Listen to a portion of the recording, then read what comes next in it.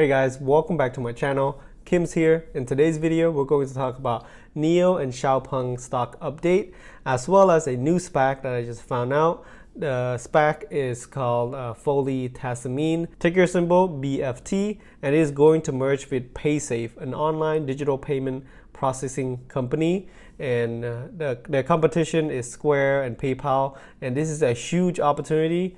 And just today alone, BFT is already up over 18%, and I believe in the next couple of weeks this SPAC could blow up. So let's go ahead and get started. By the way, for those of you who are new to my channel, I talk a lot about EV stocks, high growth stocks, and other investing strategies. So go ahead and subscribe if you haven't already, and just make sure that you turn on that notification bell. That way you get notified right away. And remember to drop a like on this video, as it really helps out my channel. Let's go ahead and get started with the NIO news. First, let's talk about NIO, because yesterday NIO went up almost 5%, and if you include the after hours, NIO actually went up over 6%.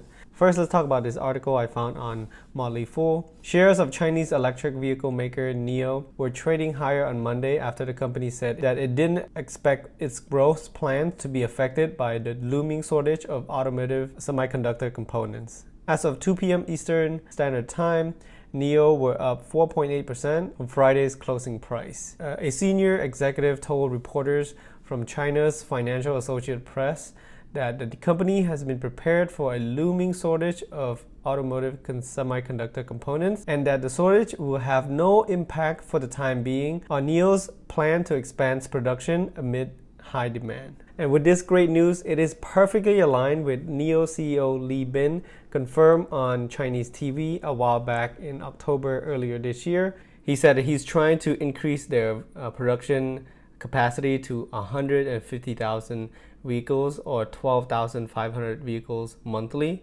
and after that they're planning to double to 300,000 vehicles annually. But let's just take a look at November 2020 vehicle deliveries. NIO delivered about 5,291 vehicles in November 2020, and let's just say NIO able to increase that again this month in December, and they will bump that number up to 6,000 vehicles monthly. I mean, by 2021, their goal is to push out 12,500 vehicles. So that means in the next 2 to 3 months, they can double that number. I mean, the demand is pent up right now.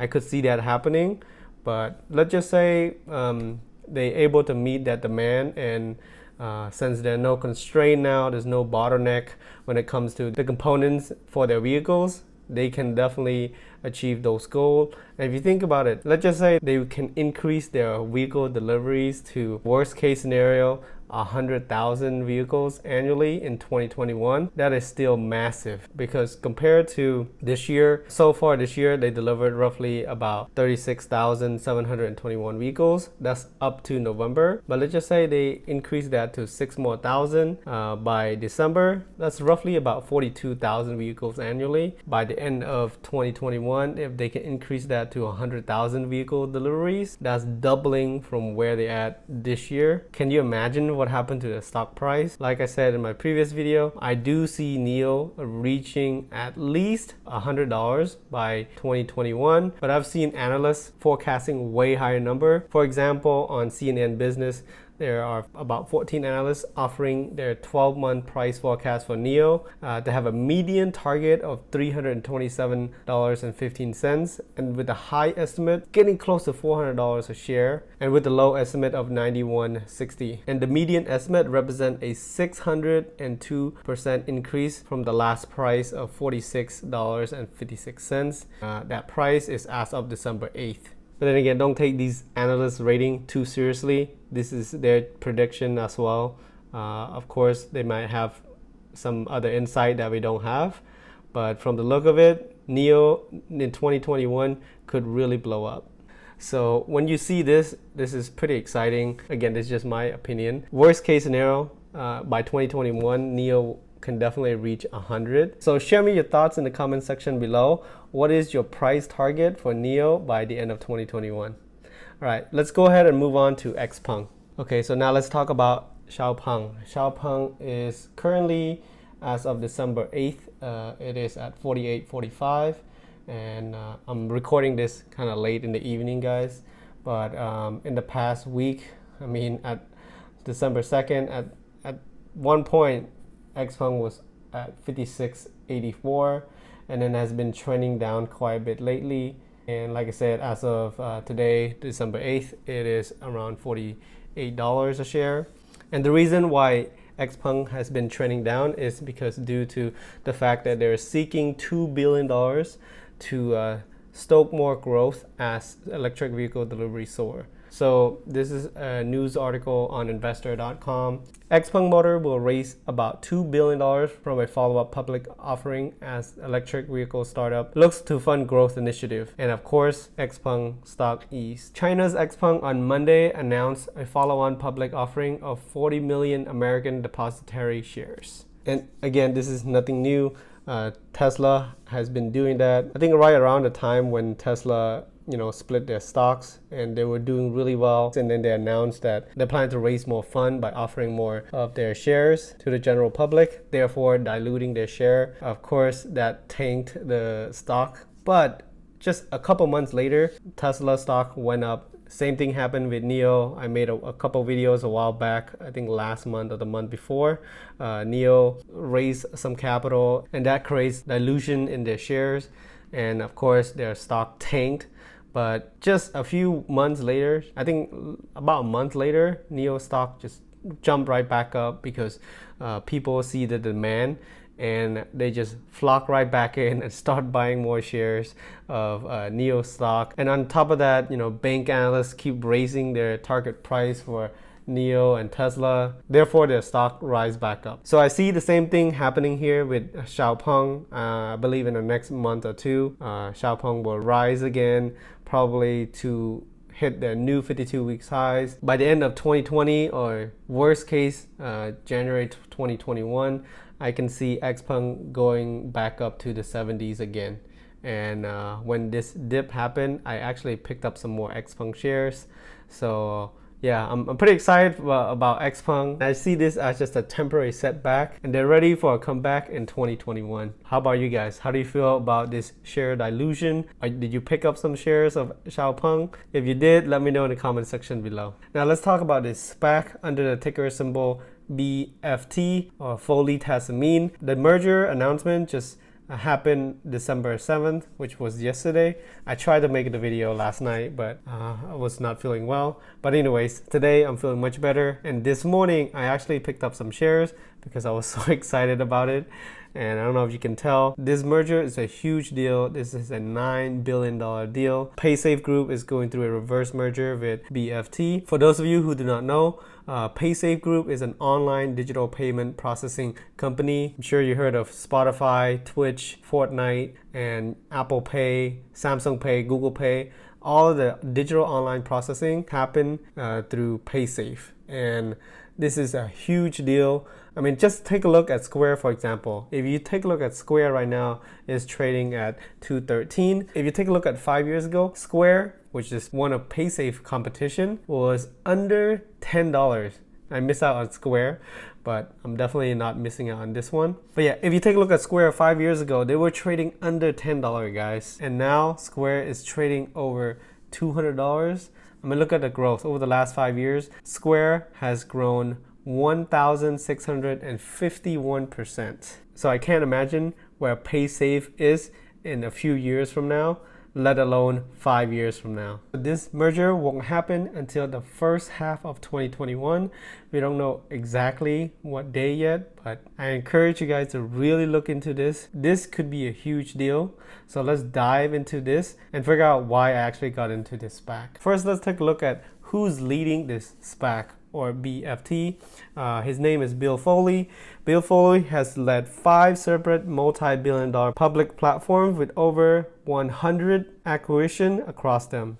And he's actually the founder and former CEO and now chairman of Fidelity National Financial. And they built the largest title insurance company, growing equity from $3 million to $11 billion. So having Foley working with Paysafe it's going to be a massive value added to Paysafe. Because, for example, let's take a look at Paysafe customer. You can see Fortnite, Twitch, Spotify, DraftKings, all these digital gaming and online gambling company. They're using Paysafe to process their payments. And for example, take a look at iGaming eCash Network, which is one of the product.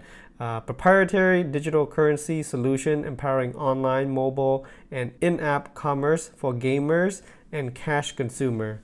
And they have present in 50 plus markets. And some of you might not think this is a big deal, but this is a massive deal. Just take a look at the sheer transaction volume that their competition is doing. For example, PayPal. In the third quarter of 2020, PayPal's net payment volume amounted around $246.7 billion US dollars, representing a 38% year-on-year growth. And this payment volume was generated through over 3.74 billion transactions, which PayPal processed during that period. Wow, that is just in one quarter. And if you take a look at PayPal's market cap right now, it's at $254 billion. Over the last 5 years, PayPal has grown 508%. That's crazy. So can you see the potential of Paysafe going public through this reverse merger? So now let's take a look at Paysafe investor presentation. So in this page, I don't know if it's quarterly or annually. I can't find it anywhere. But Paysafe is saying that they processed over $103 billion across 3 of their main products, which is their Paysafe digital wallets, their Paysafe eCash, and their Paysafe integrated processing. Let's just assume this is annually, but this is still huge, guys. They're not that far away from PayPal. They're late in the game as far as going public. The Paysafe has been around since 1996, so they've been around for over 20 years. And so has PayPal. PayPal was founded in 1998. So Paysafe, if you look at their website, was founded 2 years even before PayPal. And they're barely going public now. And here's another thing I like about Paysafe. They're hitting the high growth and profitable market. For example, gaming, Roblox, Fortnite, Google Stadia. For social media, this is some of their customer. Twitch, Spotify, YouTube. And digital gambling is also becoming a thing. For example, DraftKings stock is going pretty hot right now. DraftKings is on here. So all of these merchants are using Paysafe, guys. So can you imagine the growth that Paysafe is about to experience? In my opinion, over the next couple months, BFT is about to experience even more growth. I mean, just take a look at the past couple of days since the merger happened. Foley Tassamine or BFT was trading around $10 and right now it's $13.40. But I mean, it went up like 30% plus already. I'm kind of surprised it's not even higher. So the next couple months, I could see BFT going to $30 to $40 a share easily. This is all speculation. This is my personal opinion. And use this video just as entertainment purpose only. But I am investing my own money into this stock and I just picked up like 200 shares. Again, that's not a lot, but hey, I want to start somewhere and I'm planning to hold this long term. And this is on top of Airbnb IPO. I actually made a video about it. If you haven't seen my Airbnb IPO video already, go ahead and check it out here. But I am also planning to invest in Airbnb IPO. And in that video, I actually gave you guys my thoughts and my opinion and why I am picking up some Airbnb shares when they go public on December 10th.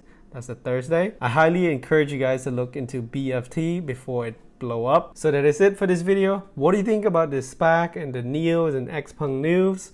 Let me know in the comment section below. And if you enjoyed this video, remember to drop me a like and subscribe to my channel if you haven't already. And I will see you in my next video.